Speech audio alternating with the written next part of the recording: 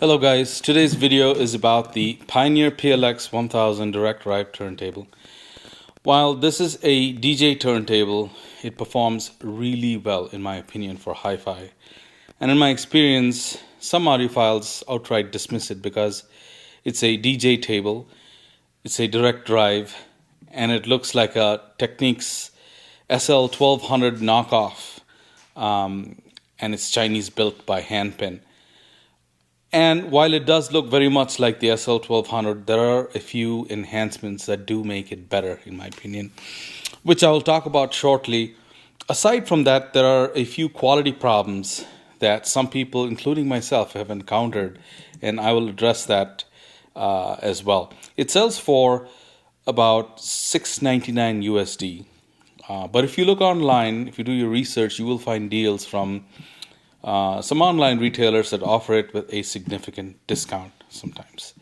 I bought this table about 5 years ago from my local guitar center, and they had it deeply discounted as an open box model.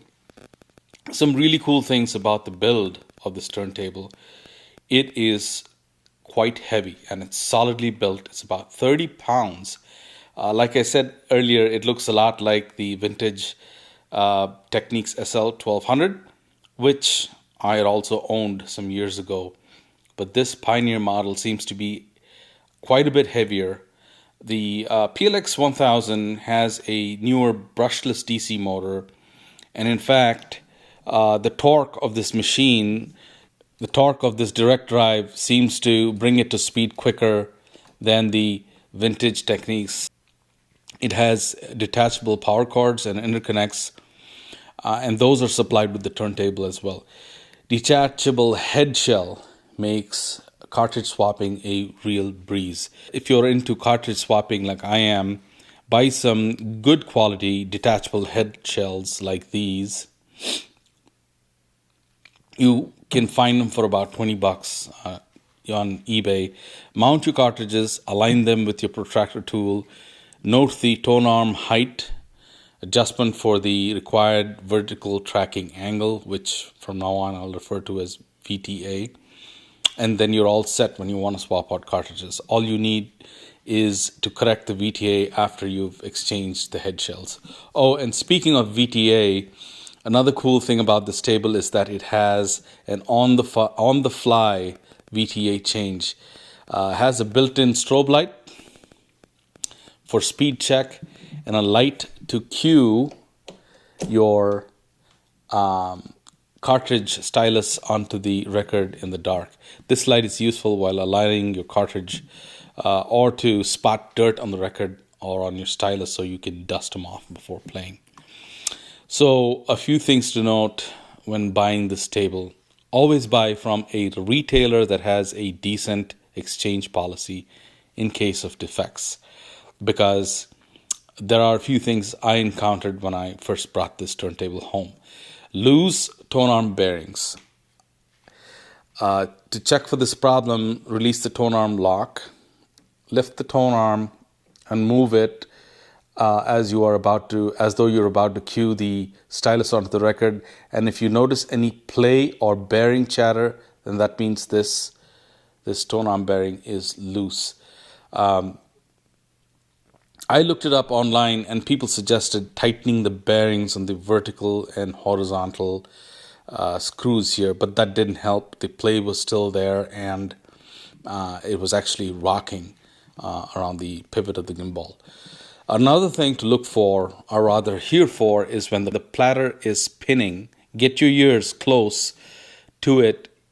If you hear a silent rotation, you're good. Mine had a faint rubbing noise. It was like something was binding in there. So, needless to say, the table went back, and I got a replacement for the same price. Luckily, this unit had none of those issues.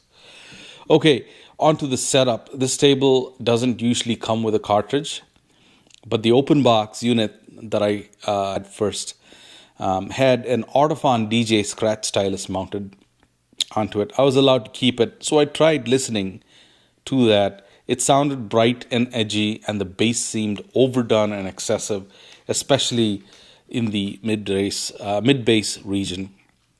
I backed off the tracking force by almost 2 grams, and that Autophon DJ stylus had a specification of 4 grams. While that's good for scratching and DJ applications, it's not quite that good for hi-fi.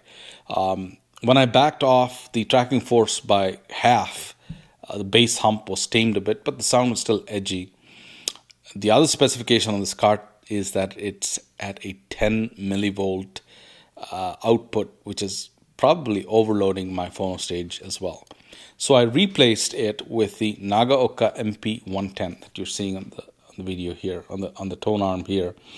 The MP110 is a moving magnet cartridge. You can buy it for about $140 off of Amazon. It has an aluminum cantilever, elliptical stylus, and the output's about 5 millivolts with a recommended tracking force anywhere between 1.5 to 2 grams. After careful alignment and setup onto the tone arm, as expected, the difference was huge sonic improvement. I used the iFi Zen Phono outboard phono stage, which I reviewed earlier, that fed into my Anthem AV30 preamp processor running analog direct stereo mode. The speakers were my Tannoy Gold 7 biamp power monitors, which I had also reviewed earlier. Okay, on to some album listening notes. This one is Caravanserai by Carlos Santana, released in 1972. Last track on side 1 is called All the Love in the World. And this song opens with super cool, crunchy guitar riffs from Santana. There are also these swirling organ notes and sweet sounding clacking sounds from the castanets, and they fill the soundstage. Then soothing vocals from Santana, Mingo Lewis, and Rico Reyes come into the soundstage. Then the song starts getting really busy with heavy organ grinds, soaring twin electric leads, bouncing funky bass guitar, and now and then the song keeps returning to that intoxicating rhythmic clacking sound of the castanets. This record I had so much fun listening to this record through the system. With the MP10 and the Pioneer PLX 1000, it made this album sound so engaging. The music was punchy and warm, and the vocals were really soothing. Next up is Alan Parsons' Eye in the Sky album. This is also not necessarily an audiophile release, although it is released by Speaker Corner Records. It's a decent recording, but not the very best. Track 2 on side B is called Psychobabble. This song starts with piano keys playing and setting the rhythm for the track. Bass guitar follows, and then the kick of the bass drum arrives and starts off the song into top gear. Infectious rhythm throughout the song. Vocals sound really clean. Amazing keyboard playing throughout. And there is even a small, sweet sounding lead guitar solo.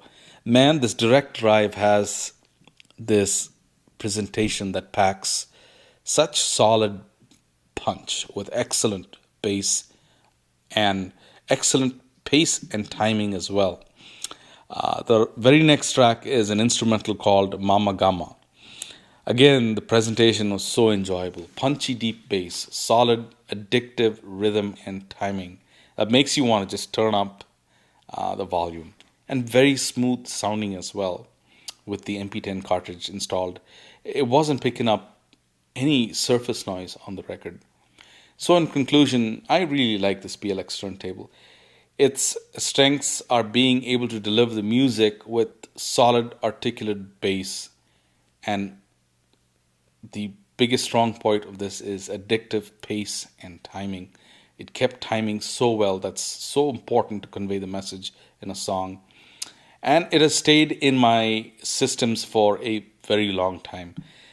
I like it better than the vintage Technics SL 1200. This Pioneer PLX 1000 has better control in the bass and a smoother presentation, I feel.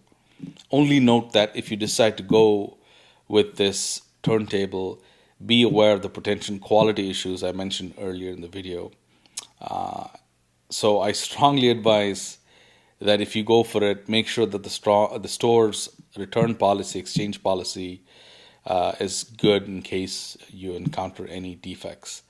I have made a few tweaks to this table over the years, and that has resulted in some significant sonic improvements that I'd like to also share with you in another video soon. I hope you enjoyed this video, guys. Please like, share, and subscribe if you haven't already. Thanks for watching. See you soon.